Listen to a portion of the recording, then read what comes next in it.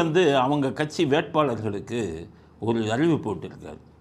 ஜெயிச்ச உடனே எங்கேயும் போகக்கூடாது, நேராக பனையூருக்கு வந்துடணும், இரவு நேரமானாலும் வந்துடணும் அப்படின்னு போட்டிருக்காங்க. ஒரு வேண்டுகோள். ஏன் அப்படி போட்டார் அப்படின்னா, இந்த கூட்டம் இவன் மோசமான கூட்டம், ஜெயிச்ச உடனே வேட்பாளரை கடத்திடுவான், ஜெயிச்ச உடனே வேட்பாளருக்கு 50 கோடி 100 கோடி, ஏன்னா அவன் பிஸ்னஸ் பண்ணிக்கிட்டு இருக்கான், அரசியலாக பண்ணிக்கிட்டு இருக்கான். 1000 கோடி 10,000 கோடி 1 லட்சம் கோடி அடிக்கிற அளவுக்கு தமிழ்நாடு கேவலமாக போயிடுச்சு. இல்லை, 10 லட்சம் கோடியை நம்ம தலையில் கட்டிட்டு லட்சக்கணக்கான கோடியை ஊழலில் சம்பாதிச்சுக்கிட்டு இருக்கான். அதனால் ஒரு ஒரு ஒரு எம்எல்ஏக்கு 50 கோடி 100 கோடி கூட கொடுப்பான். ஜெயிச்சிட்டாங்கன்னு வச்சுக்கோங்க, விஜய் வேட்பாளர்கள் அங்கேயே வந்து வளைச்சி கூட்டிகிட்டு போய் பணத்தை கொடுத்தோ இல்லை மிரட்டியோ கொண்டு போயிடுவான். அதனால் வந்து இவர் என்ன பண்ணிட்டார், விஜய் எங்கேயும் ஓடிடாதீங்க, நேரம் இங்கே தான் வரணும் அப்படின்னு இருக்கார்.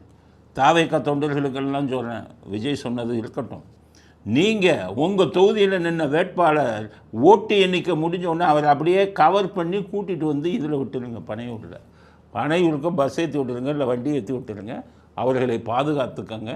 ஜெயிச்சா திமுககாரனோட டார்கெட் அவங்க தான். ஏன்னா இப்போ ஸ்டாலின் அறிக்கை விட்டுருக்காரு, விஜய் வந்து விட்டுருக்காருன்னா அவன் கடத்திட்டு போயிடுவான், இவன் இந்த வேலை பண்ணுறவன்னு விட்டார்.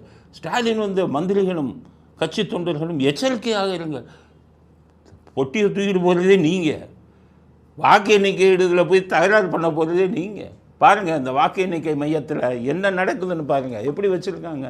வாக்கு எண்ணிக்கை மையத்தில் யாரை உள்ளே விடுவாங்க தெரியுமா? ஒவ்வொரு வேட்பாளருக்கும் ஒரு ஏஜென்ட்டு, சுயேட்சைக்கும் ஏஜென்ட்டு, சுயேட்சையை நிறுத்தினவன் பூரா இவன். ஒவ்வொரு தொகுதியிலையும் 20 சுயேட்சையை நிறுத்தியிருக்கான், 20 திமுககாரன் சுயேட்சை ஏஜென்ட்டுன்னு வாக்கு எண்ணிக்கையில் உள்ளே வருவான். அவன் லீடிங் போச்சுனாலே தகராறு பண்ணுவான். என்னென்ன அக்கிரமம் பண்ணியிருக்காங்க தெரியுமா? ப. சிதம்பரம் தோத்தாரு, ராஜகண்ணப்பட்ட அழகிரி இவங்கெல்லாம் வாக்கு எண்ணிக்கை நடக்கிற இடத்துக்கு உள்ளே போய் தோத்த ப. சிதம்பரத்தை ஜெயிச்சோன்னு சொல்லி அதிகாரிகள் எல்லாம் மிரட்டி கையெழுத்து வாங்கினாங்க. அதுக்கு வந்து சென்ட்ரல் கவர்மெண்ட் அப்போ துணை, காங்கிரஸ் அரசாங்கம் அப்போ துணையாக இருந்தான். அது மாதிரி நடந்துடக்கூடாது. தாவேக்கா தொண்டர்கள் சொல்கிறான், உள்ளுக்குள்ளே 20 பேர் வருவான், எல்லாம் சுயேட்சை ஆளுன்னு வருவான், அவ்வளோ பேரும் திமுககாரன்.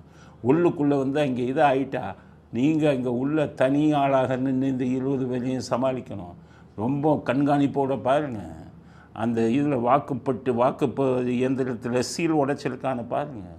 சீல் உடைக்கலைன்னா அவங்க கிளிக் பண்ண உடனே எண்ணிக்கை வரும், எண்ணிக்கையை தனியாக நோட் பண்ணிக்கோங்க.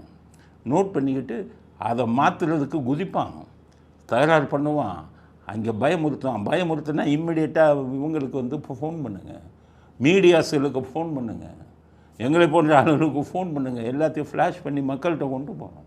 அதனால் நீங்கள் தான் விரும்புவது ஸ்டாலின் எச்சரிக்கையாக இருக்கணும்னு சொல்கிறது, கலாட்டா பண்ண தயாராக இருங்க, விடாதீங்கிறதுக்காக சொல்கிறார். அதனால் நீங்கள் வந்து முதல்ல எண்ணிக்கையில் முடிவுக்கு கொண்டு வரணும். 8 மணிக்கு ஆரம்பிச்சிடும். சாதாரணமாக பார்த்தீங்கன்னா வாக்கு எண்ணிக்கை வந்து 12 மணி 1 மணிக்கு முடிச்சிடணும்.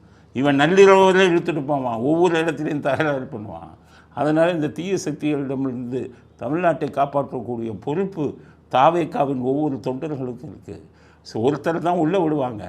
தாவேக்கா தொண்டர்கள் நூற்றுக்கணக்கான பேர் வாக்கு எண்ணிக்கை மையத்தில் வெளியில் நில்லுங்க, நின்றுட்டு இதை வந்து தப்பு பண்ண நடக்காமல் பாதுகாத்துக்கங்க. விஜய் சொல்கிறபடி வெற்றி பெற்று விட்டால் அந்த தாவேக்கா வேட்பாளருக்கு பாதுகாப்பு கொடுத்து அவரை பனையூருக்கு கொண்டு வரக்கூடிய பணியை தொண்டர்கள் செய்யுங்க அப்படிங்கிறது தான் சொல்லுங்க. எல்லா தில்லுமுள்ளும் பண்ணுவாங்க, ஒன்றுமே இல்லாமல். அதோட விஜய்க்கு என்ன சொல்கிறேன்னா, தொங்கு சட்டசபை வந்தால் தான் இவன் ஒன்றுக்கு 10 கோடி 5 கோடி 20 கோடின்னு கொடுப்பான். அவன் ஜெயிக்க போகிறதே 30 சீட்டோ 40 சீட்டோ, இவன் எத்தனை பேருக்கு இப்போ பணத்தை கொடுக்குறது? அதற்கு அவசியம் ஏற்படாது. அதனால் இருந்தாலும் தாவேக்கா தொண்டர்கள் அவங்கள தாவேக்கா வெற்றி பெற்ற வேட்பாளர்களை காப்பாற்றி பனையூருக்கு அனுப்பும் பொறுப்பை ஏற்றுக்கொள்ளுங்கள். இந்த தில்லுமுள்ளு ஆசாமிகளுக்கு ஸ்டாலின் சொல்லிட்டாரு, ஜாக்கிரதையாக இருங்க அப்படின்னு. திருடுறோன்னே வந்துக்கிட்டு இவங்களுக்கு வந்து இது சொல்ல முடியாது. திருடன் வந்து திருட தொழிலும் உனக்கு, திருடனுக்கே நீ ஜாக்கிரதையாரு அப்படின்னா என்ன அர்த்தம்? ஜாக்கிரதையாக பார்த்து திருடுன்னு அர்த்தம். அதைத்தான் ஸ்டாலின் சொல்லுகிறார் அப்படிங்கிறத தாவேக்கா தொண்டர்களுக்கு அடுத்த கட்ட செய்தியாக